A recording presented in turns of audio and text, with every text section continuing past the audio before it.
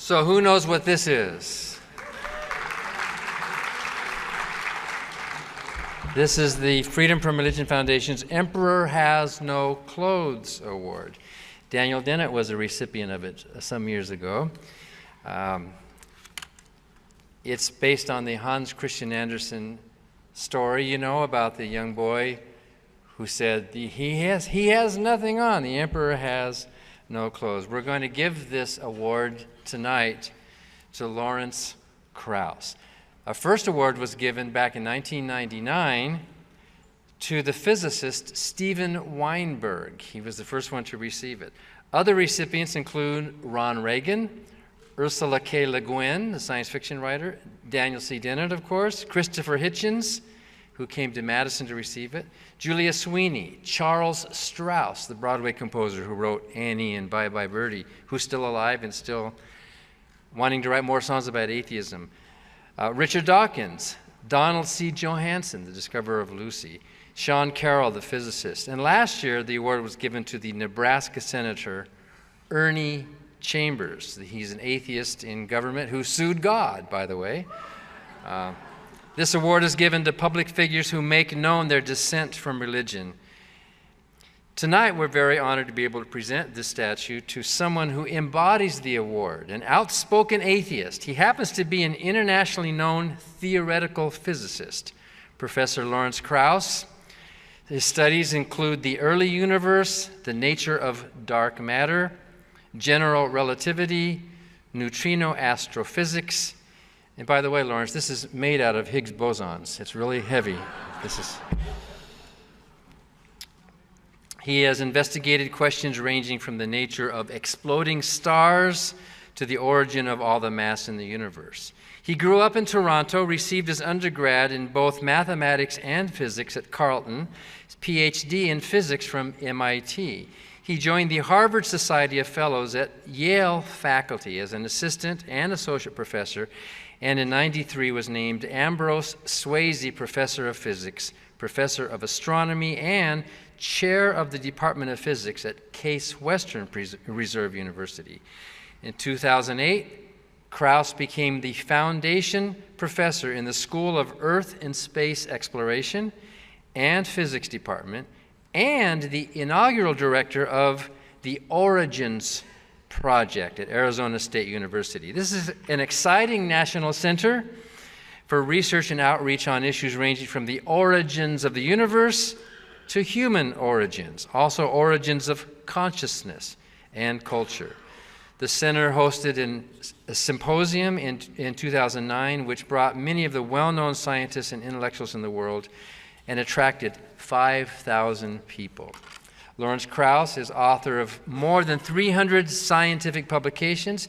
He's received numerous awards for his research and writing. He's authored more than a dozen books, including A Universe from Nothing, Why There Is Something Rather Than Nothing, which he'll be signing after his speech tonight. And he also wrote a book called The Physics of Star Trek. His upcoming book will be called The Greatest Story Ever Told. And he won't be able to sign the book, but we'll have some postcards and some book plates that he'll be able to sign for you after the talk today. He spearheaded national efforts to educate the public about science, to ensure sound public policy, defend science against attacks, and to lead a national effort to defend the teaching of evolution in the public schools. His piece in the New York Times, followed by a public letter to Pope Benedict, helped to prompt a reevaluation of the Catholic Church's position on evolution. He led the creation of a group in Ohio that recruited and supported pro-science candidates to run against creationist candidates for the state school board. All those candidates were elected.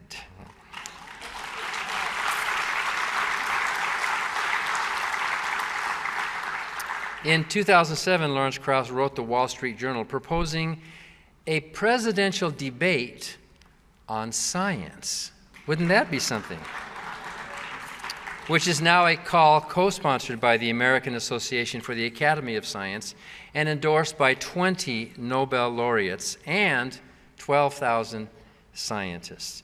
He and his good friend Richard Dawkins co-star in a full-length documentary movie that's really fun. It's called The Unbelievers. It's kind of like a rock and roll tour documentary, but with rock and roll scientists. Follows them around the world as they talk about science and reason. He enjoys scuba diving, fly fishing, and mountain biking. He served as a jury member at the Sundance Film Festival. He's performed with the Cleveland Orchestra, and really important to the Freedom from Religion Foundation, he has just agreed to join our distinguished list of honorary directors. Thank you, Lawrence. And you may have caught his really terrific piece in the New Yorker in February after the death of Scalia. Put an atheist on the Supreme Court.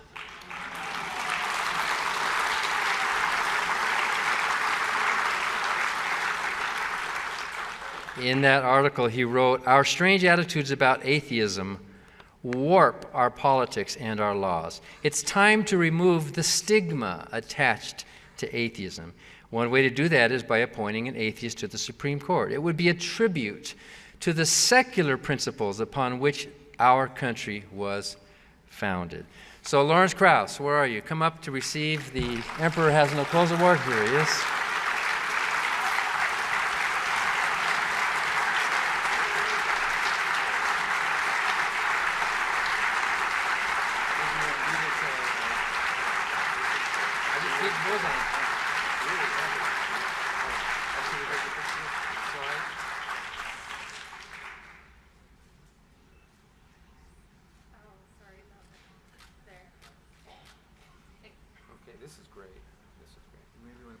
Yeah, put it on the table.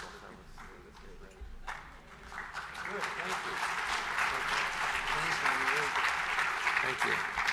I hate to be trapped at a podium, but I guess I will be.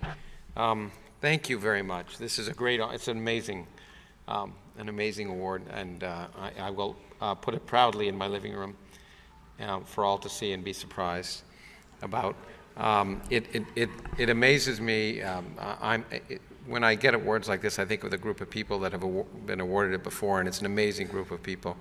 And this is truly an amazing organization. So I feel very privileged to be here and to be speaking to you. And I'm going to speak about physics because I told them that's what I was going to speak about. But first, I have a confession. My real name isn't Lawrence Krauss. No, actually, just joking. I couldn't resist.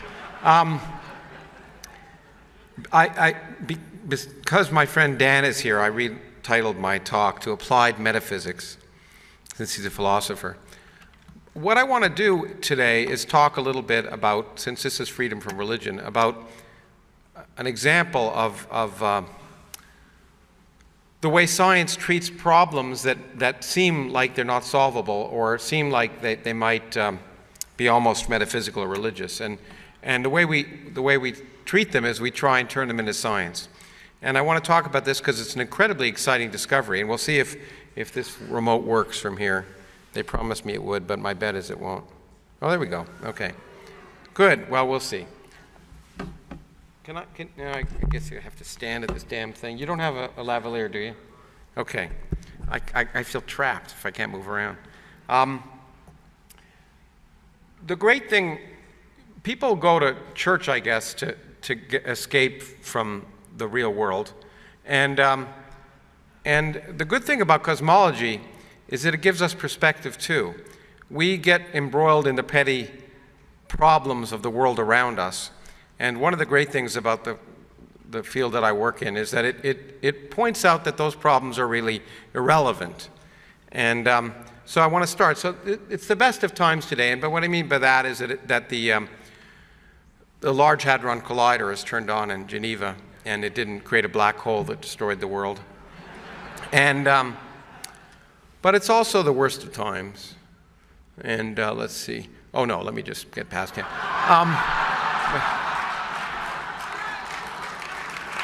I couldn't resist.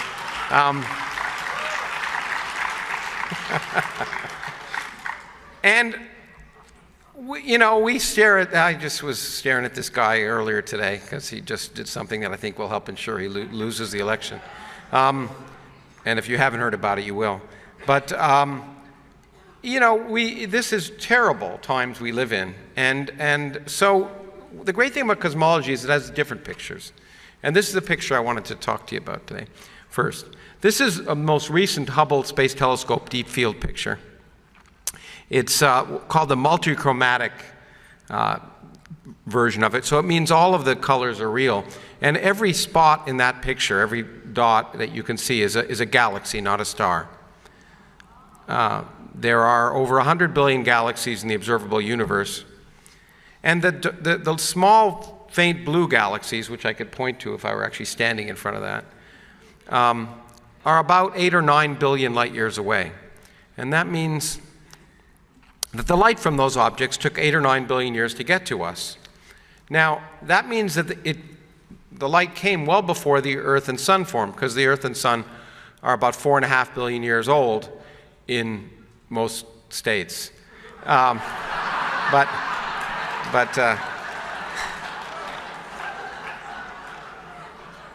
so the light left well before the Earth and Sun formed, and since the lifetime of a main sequence star like our Sun is about 10 billion years, and a lot of those things are 9 billion years old, or the picture is 9 billion years old, so now it's 9 billion years later.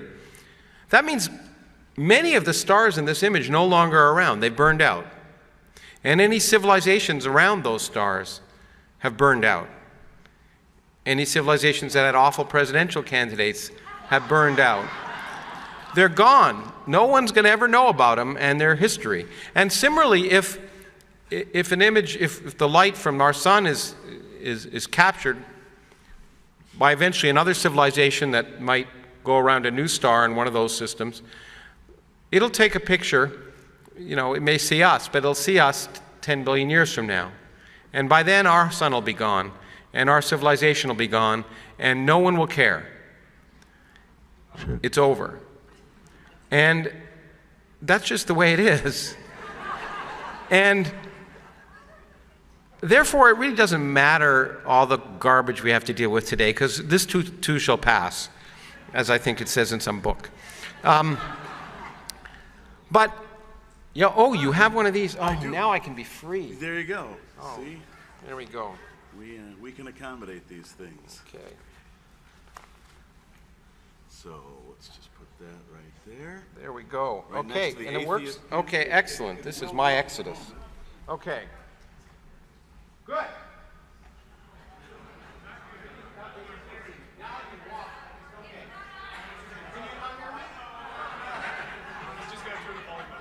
you turning it on now?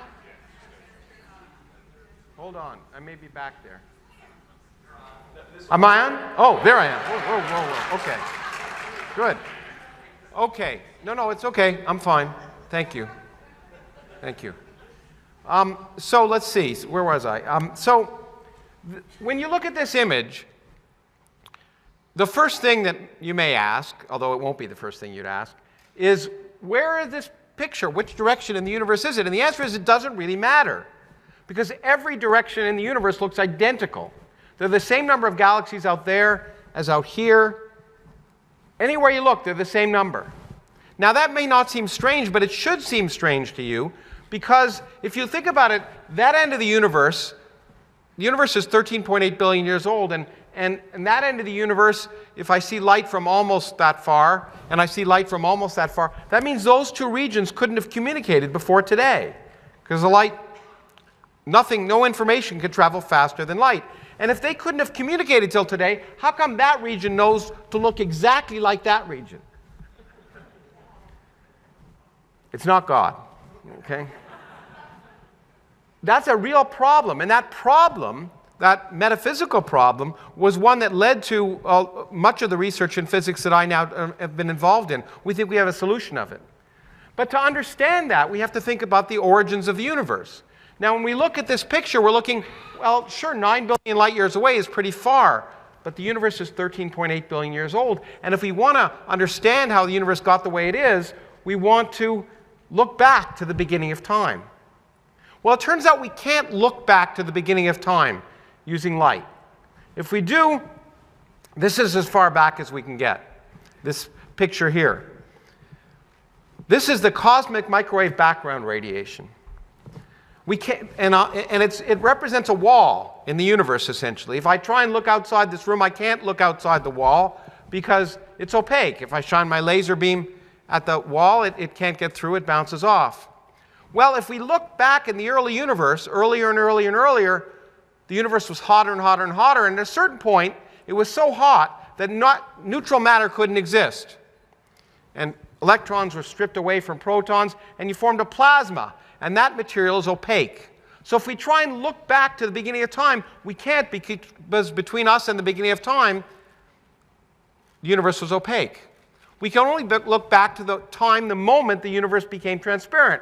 Just like I can look back all the way to that wall over there because the air is transparent. I can see all the way to the wall. Well, this is looking back at a spherical surface located almost 13 billion light years away from us. It turns out we're looking back at the time when the universe was about 300,000 years old. Now, it doesn't look like a spherical surface. That's because I've projected it on a plane. And so, oops, yeah, there we go. That was upside down. Now it's right side up. My wife is from Australia, and so I hate to be Northern Hemisphere centric. But the projection of the Earth is the same projection, in fact, that I have for this. So this is the plane of our galaxy, and that's looking up and that's looking down. Now the galaxy emits a lot of stuff here, but we can get rid of the galaxy. And then this is a baby picture of the universe, a neonatal picture of the universe when it was about 300,000 years old. And color here represents temperature. So there are hot spots and cold spots. And this is before galaxies, before stars formed. And it looks like the universe has a lot of lumps, and it does, except they sort of magnified. The average temperature of this radiation coming at us today is about 3 degrees above absolute zero.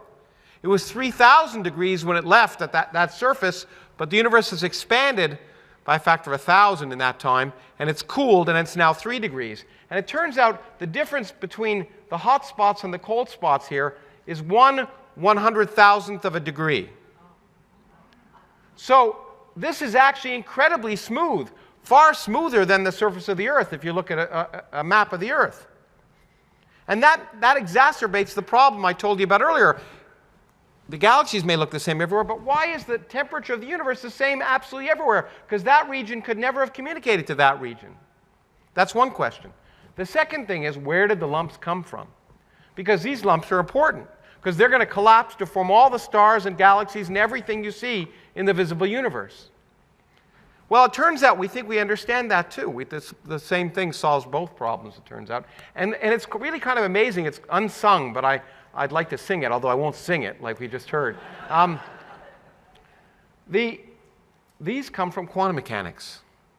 It turns out we think quantum mechanical processes in the early universe produced all the lumps I'm seeing in this room. All the lumps we see in the universe. We talk about macroscopic quantum mechanics nowadays, quantum computing, all sorts of neat things. But in fact, the universe is an example of macroscopic quantum mechanics, as you'll see in a second. In any case, this is really neat. This is great. This is looking back. But it's not looking back at the beginning of time. If we want to try and understand where all this comes from, we've got to look back through that plasma. If I want to look through that wall, I might want to use X-rays, right? Because I can see through the wall. I've got to find something that will, in this case, not interact strongly with all that material so it can come from the Big Bang all the way through that plasma and get all the way to our eyes today. Well, we have to think of something that interacts much more weakly than light, because light can't make it through. So what's the weakest thing in the universe? Gravity. This is an educated audience. That's great. Some of you may not feel that gravity is weak, especially those of you who got up this morning early like me to catch a plane here. But that's because the entire Earth is attracting every atom in my body, but the gravitational force between each of my atoms and every atom in the Earth is so small you'd never be able to measure it. So, gravity is much weaker than electromagnetism. Now, almost 200 years ago, a little less than that, James Clerk Maxwell showed us that if I shake an electric charge, I produce an electromagnetic wave. I produce radio waves or light. So this was the theory of electromagnetism. If I shake an electric charge, I produce an electromagnetic wave. Einstein in 1916 demonstrated that gravity was really an effect of the curvature of space. That space itself responds to the presence of matter and energy by curving, by expanding, by contracting. And therefore, each of you is curving space around you, but not by an amount that you can see because gravity is so weak. But every time I do this, and I do this a lot, I'm creating a disturbance that's changing, and that produces a ripple, a disturbance in space that travels out at the speed of light.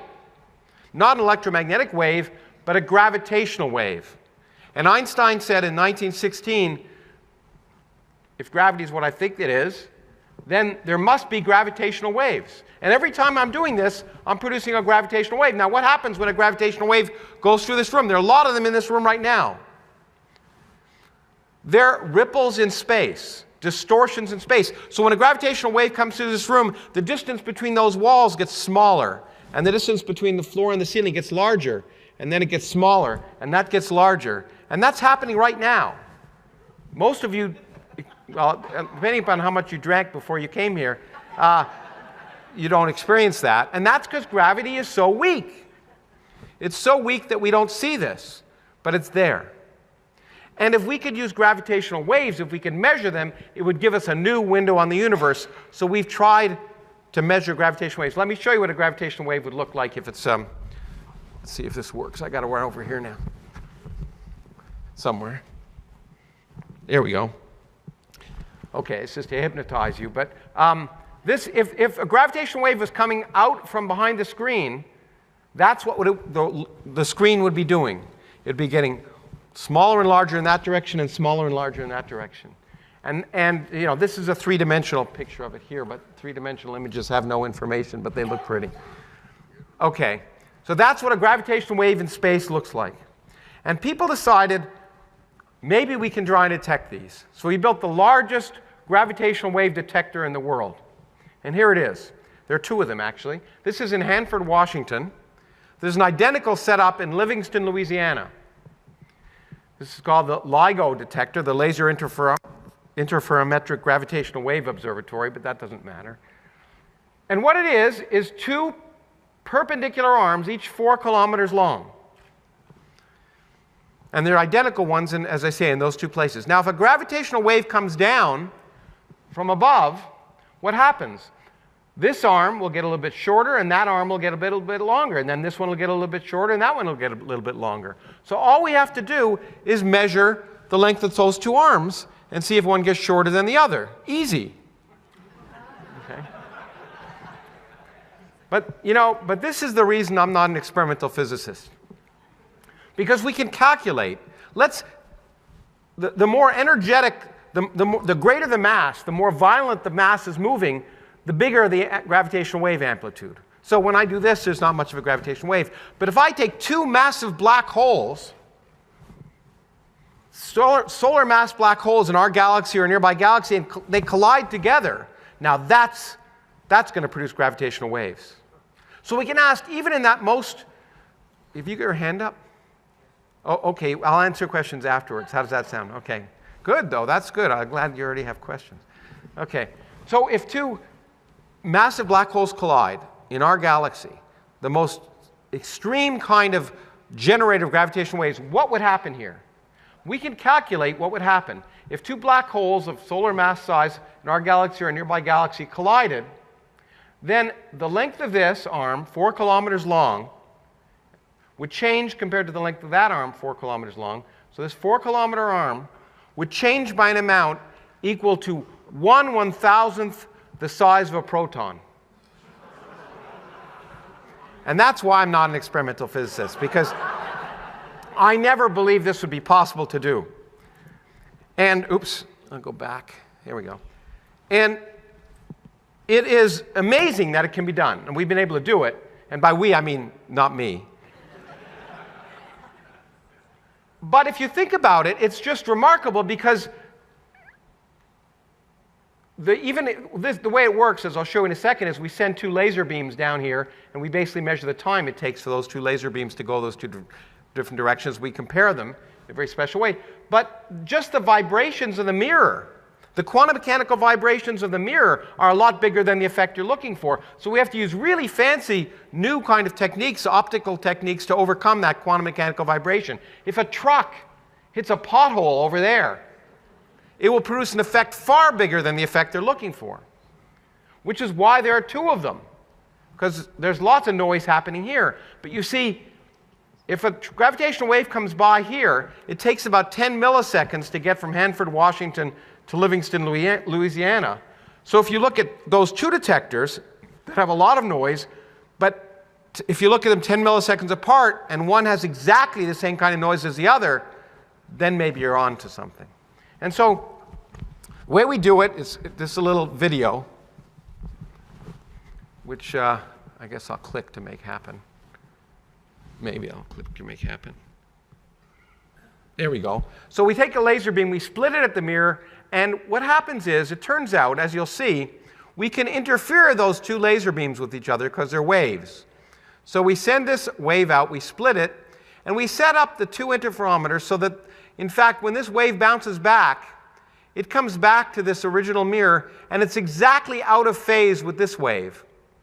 And what that means is the 2 waves cancel out exactly, and on this screen there's just total darkness when the things are set up exactly, as you'll see in a second. If you look here, you'll see total darkness. But if the length of these 2 things change a little bit, then the cancellation will go away, and you'll see light and dark spots. And so that would signal, in fact, a gravitational wave.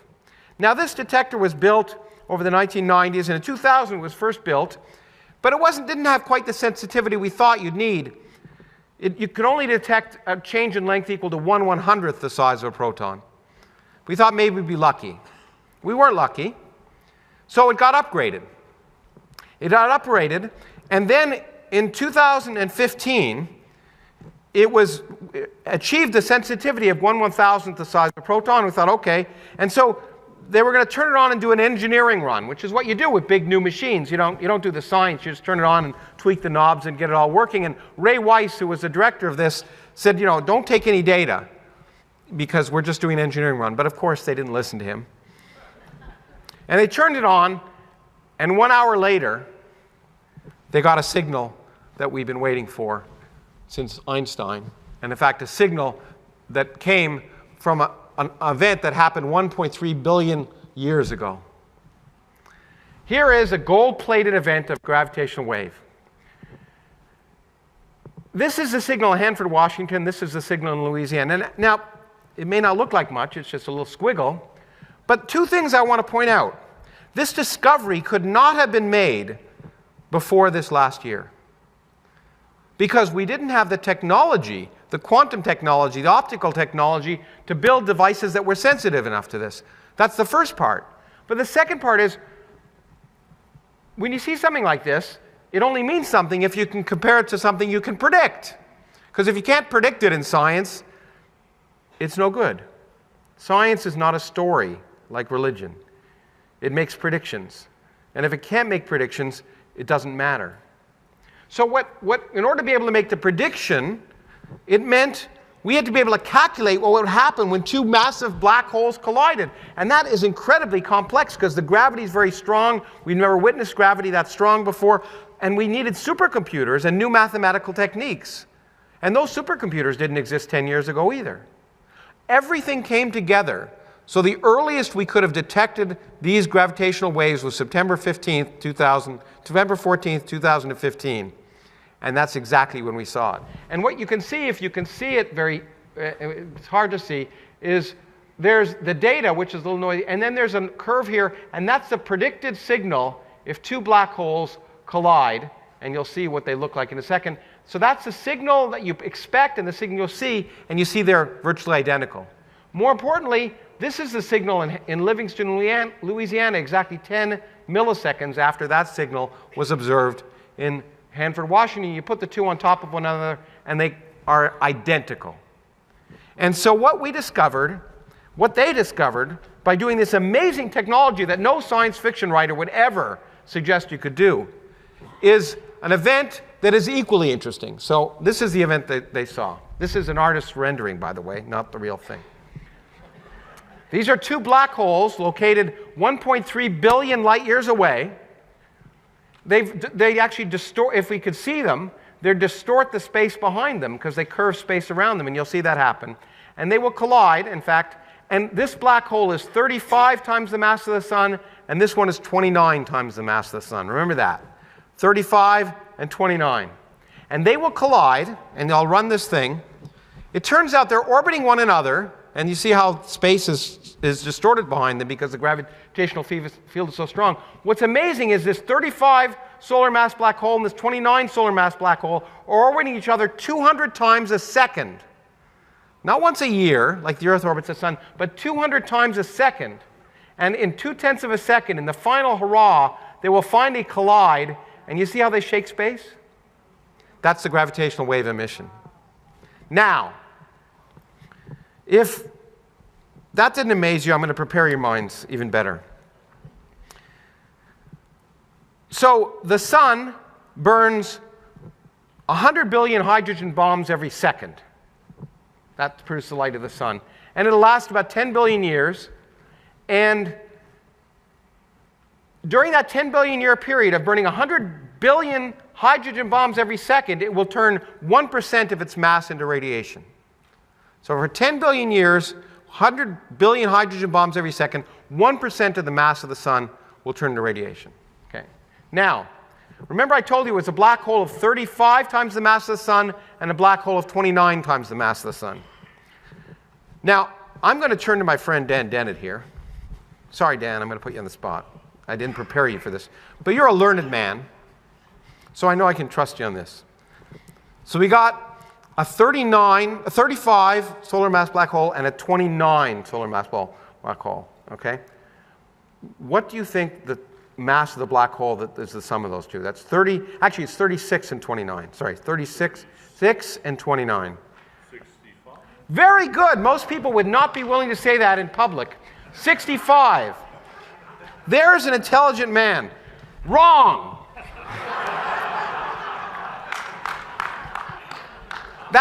He did the math right. But what they formed was a black hole that was 62 times the mass of the sun, not 65. Where did the rest of that mass go? 3 times the mass of the sun was emitted in gravitational waves. Now think about that. Our sun will burn for 10 billion years, 100 billion hydrogen bombs every second. It turns 1% of its mass into radiation. In 0.2 of a second, that system emitted 3 times the mass of the sun in gravitational waves, which means in that 0.2 of a second, it emitted more energy in gravitational waves than all the rest of the stars in the visible universe are emitting right now. Now that's amazing. You couldn't write this stuff, you couldn't make this stuff up. The real universe is just so much more interesting than the universe of myth and superstition. And we have discovered that this actually happens. Now, that's great. And we're very excited about it because this means we're living in a time which is very similar to the time when Galileo first took his telescope and looked up at the moons of Jupiter. He created a whole new field of astronomy. And this will be a new field of astronomy. Gravitational wave astronomy will open up a new window on the universe. And if history is any guide, every time we open a new window on the universe, we're surprised. Now this is exciting, but it's not as exciting as what I want to talk about next, which is how these gravitational waves are from black holes that are very interesting. But what about gravitational waves from the beginning of the universe? How can we look for them? This is a device that's been built to look for those. This is the BICEP detector. This is at the South Pole. This is a detector that looks at the cosmic microwave background radiation, which only comes from the universe that's 300,000 years old. But it's looking for an imprint in there that comes from the beginning of time. Now, in fact, in order to make this detector work, it's a complicated detector. It's not cold enough at the South Pole. So we have to send liquid helium down in the summertime. And you know why we sent it down in the summertime? Maybe you know this. I didn't know it 20 years ago. It amazed me. We can go to the moon. Well, that was faked. But we can go to the bottom of this ocean But we can't go to the South Pole in the wintertime. We don't send planes down to the South Pole in the wintertime. So we send this liquid helium down in the summertime, and that's why this is one of my favorite images. Ah, damn. Yeah, this is sunset. It's seen from the bicep detector, sunset at the South Pole, which happens once a year, right? So it means if you're taking this picture, you're stuck there for 6 months, okay? Which means you're a graduate student, okay? And this detector was designed to look for a signal from the Big Bang. It's actually designed to look for a signal from a moment after the Big Bang. And this is probably the most complicated picture I'm going to show you. It's a brief history of time. But it is a phenomenon that we think happened when the universe was a millionth of a billionth of a billionth of a billionth of a second old. For reasons that I won't go into here right now, although I think I go into them in the new book a little bit. This is what we think our universe expanding over time today.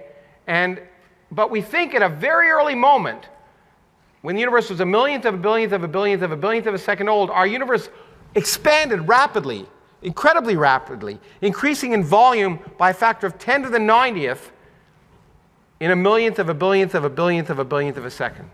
It went from the size of a single atom to the size of a basketball. Okay? And that was because there was an incredible amount of energy stored in empty space. Now, one of the reasons we think that happened is, besides the fact that our particle physics ideas suggest it might, is it also solves that problem that was bothering you after I brought it up and has been bothering you ever since then. How come the universe looks the same in all directions? Well, you see, in our standard picture, the universe is this big, and there wasn't enough time for light to ever travel from one end of the universe to the other. But if the universe increased in dimension by a factor of 10 to the 30th, it was once much smaller than we would have imagined. And when it was that small, there was enough time for light to travel across it and for the universe to thermalize and become uniform. And that would therefore explain this weird phenomenon. But that's post-diction, which is not really good science. Okay?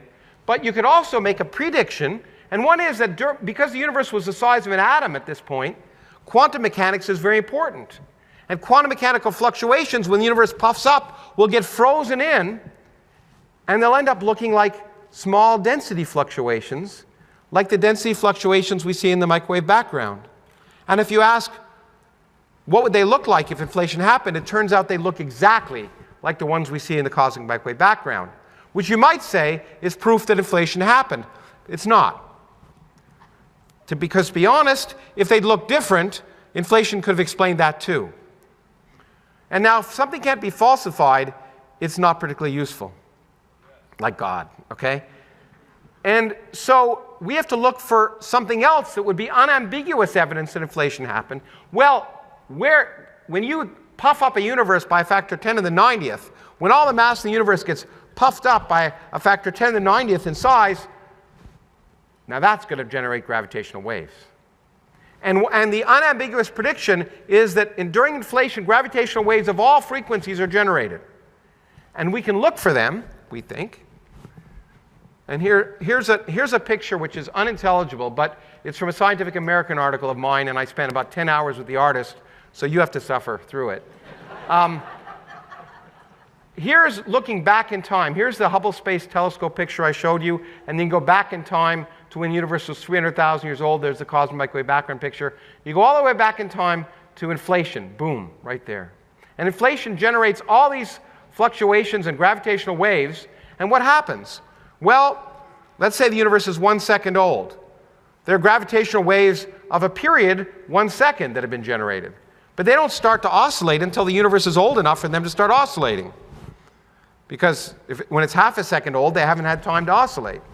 So they start to oscillate when the universe is 1 second old, but when the waves start to oscillate in an expanding universe, they die off. Then there are gravitational waves of period maybe a year. When the universe is a year old, they start to oscillate, and then they die off. And then maybe a century. But then there are gravitational waves of period 380,000 years, which is exactly the point at which the cosmic microwave background was formed. What would they do? Well, here's what they do. Here's what the cosmic microwave background comes from. The cosmic microwave background is caused because you've got free electrons that are about to be captured by hydrogen, and just before they're captured, they scatter light to your eyes. And that's the picture I showed you. Now, if the universe is uniform all around them, the same temperature all around them, they scatter light in the same intensity in all directions. But if a gravitational wave of period of the age of the universe at that time comes by, its size is the size of the visible universe at that time, what happens when it comes by? It causes the universe to get a little smaller in one direction and a little bigger in the other direction. And that means the electron will see radiation that's a little more intense in one direction and a little less intense in the other direction. And when it scatters that radiation, it'll be polarized. That means it'll be more intense in one direction than another. Those of you who are fishermen know about polarization, perhaps, or those of you who don't like glare have polarized sunglasses. And the reason is when light bounces off water and gets into your eyes, that light is polarized. So say it's vibrating in only in this direction. If you have lenses that only let light in vibrating in that direction, then you don't see the glare. So that's how polarized glasses work. But if this happened, then it might produce polarization in the radiation that we see in the cosmic microwave background. And here is what we would look for.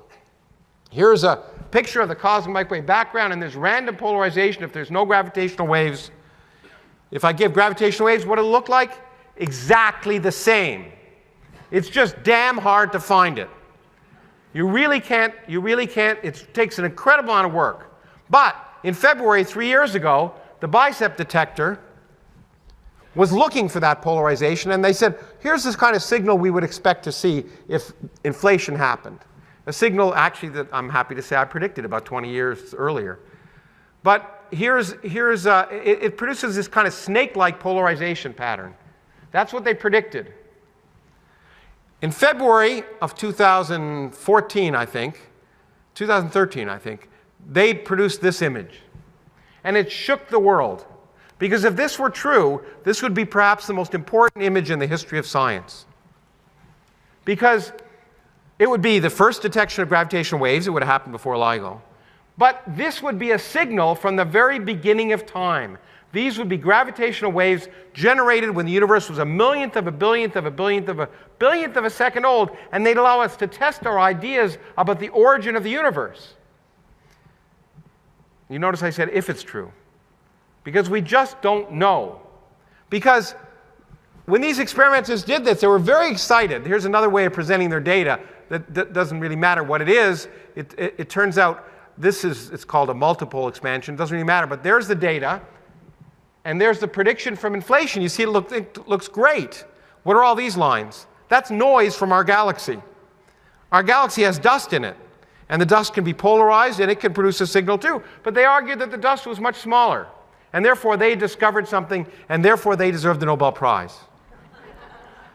There was another group of people who were really pissed off. They were the people who produced that image I showed you, the Planck satellite, the image of the cosmic microwave background. They were looking for the same thing. It was the holy grail, if you'll forgive me, of cosmology.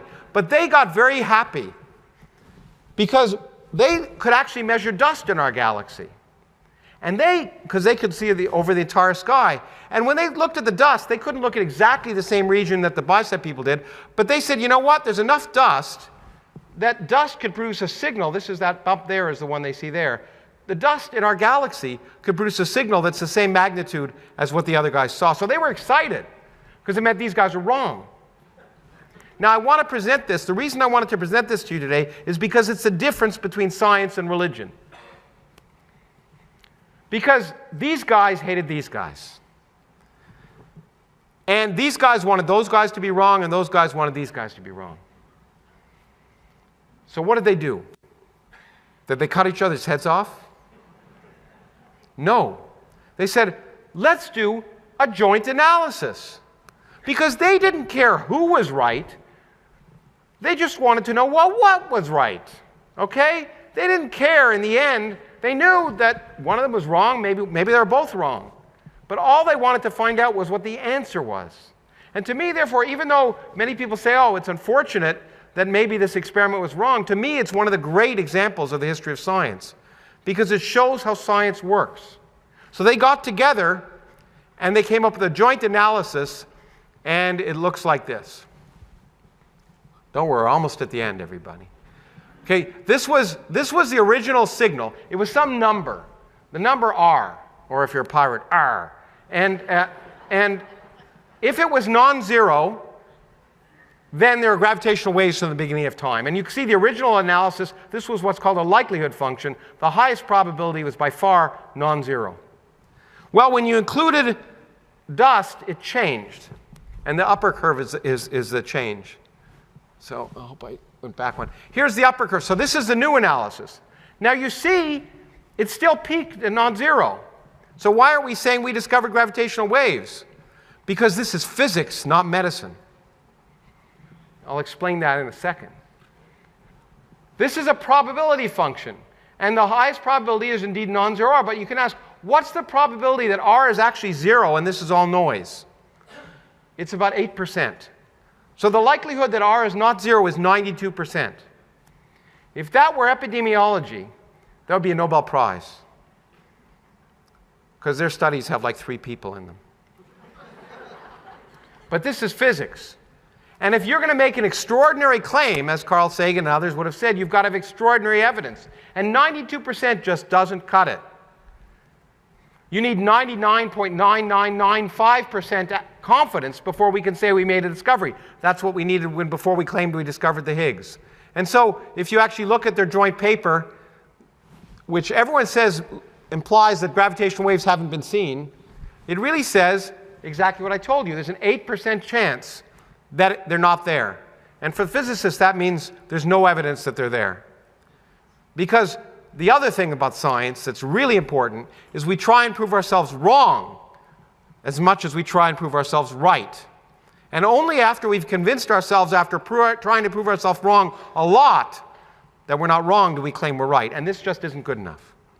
But I want to close by saying, well, what would we learn if that was really there? Because we don't know. We're doing new experiments to see if it's really there, new experiments with greater sensitivity. If this image is, or some version of this image is real, we have seen a signal from the beginning of time. And I think because it's late, and I was going to show you some other neat experiments, but I think I won't. I'll just show you a picture of me because I like that. There I am. Okay, I'll show you. But no, I was going to show you other ways we can do it because I want to end on this metaphysics thing. Because I wrote a book, A Universe from Nothing, a bunch of years ago, which tried to take back these questions that religion had usurped a long time ago. Why is there something rather than nothing? And show that, in fact, science could say that it's easy. Okay, you don't need supernatural shenanigans to get something from nothing. But at the time, I wrote about the possibility that most of us think is true right now among physicists, that there are probably more than one universe. There are probably many, many universes out there. Something we call a multiverse. Now, people kept saying, I remember once debating that awful guy, William Lane Craig, and they say, well, you invent the multiverse, it's just like God. It's not, and I say, no, it's well motivated. But the point is, it did sound just like kind of religious speculation. And the neat thing is, it doesn't have to be. Because you see, if we go and measure gravitational waves from inflation, then we may be able to know if other universes exist, which is what I find incredibly exciting. Because it turns out inflation is this period when space expands exponentially fast. And it turns out that space is still expanding exponentially fast in most of the multiverse. But what happens is there's a local place where that exponential expansion stops. It's like a snowflake forming. In this case, it's sort of like water melting right there. And when that happens, all the energy in empty space gets converted into particles and radiation in a big bang. So our universe originated when inflation ended at that point. But in other places in this multiverse, inflation is still going on, and there may be today a universe that's just forming. And it goes on in most of these models forever. It's eternal. And the really strange thing is, it turns out that the way inflation ends in each universe can produce different laws of physics in each universe, which may explain the properties of our universe. Because it turns out, in some universes there may be a lot of galaxies, and in some universes there may not be many because the conditions aren't right. And it could just be that the properties of our universe are what they are, Because if you didn't have galaxies, you wouldn't have stars. If you didn't have stars, you wouldn't have planets. If you didn't have planets, you wouldn't have astronomers. So the universe is the way it is because there are astronomers here to measure it. Which sounds religious, but it's not. It's just cosmic natural selection. You would not expect to find yourself in a universe in which you couldn't live. That would be a book. Okay? But the neat thing is, this speculation may now be in some sense testable. Not directly, because we'll never know those other universes exist. But if we could measure gravitational waves from inflation and demonstrate that inflation happened and measure the properties of inflation, we'd be able to know if inflation is internal. And if that's the case, we would know that there are other universes out there. It's just like the situation in 1905 when Einstein actually wrote his PhD thesis on proving that atoms existed. But no one ever thought you'd ever be able to see atoms. But all the indirect evidence told you atoms were there. In this case, you could have a theory, a grand unified theory, that would explain everything we can see about the universe in which we live. But one of the predictions, so make 50 predictions we could test, the 51st we might not be able to test. But we have huge indirect evidence that it's there. And so I am amazed that we are potentially on the threshold of knowing whether we are alone in a cosmic sense, whether there are other universes, or whether our universe is unique. And of course, if there are a multitude of universes, then that makes, of course, God even more redundant. So, let me close by going back to this picture. When I look at a picture like this, I think about the civilizations that may have died there on these planets that may have been around these stars. I think about why the universe is the way it is, and it caused us to do the work we've done over the last 40 years. This is spiritual. This is awe. But this beats the spirituality of religion because it's real. And that's what I want to leave you with today. Thank you very much.